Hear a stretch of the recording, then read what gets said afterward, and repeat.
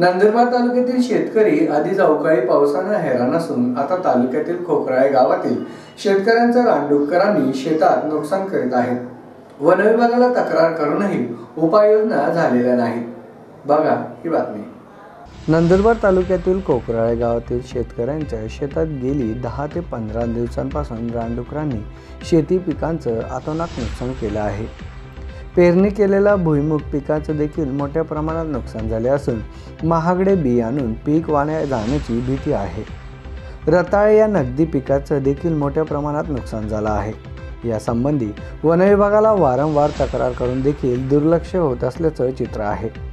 शेतकऱ्यांना रात्रीचा पहारा देणं शक्य नसून त्यांच्या जीवास धोका पोहोचू शकतो। गावातील शेतकरी श्री तुकाराम धनगर, नामदेव धनगर तसेच धनगर बालू धनगर यांच्या शेतात जास्त नुकसान झाल्याची तक्रार आहे।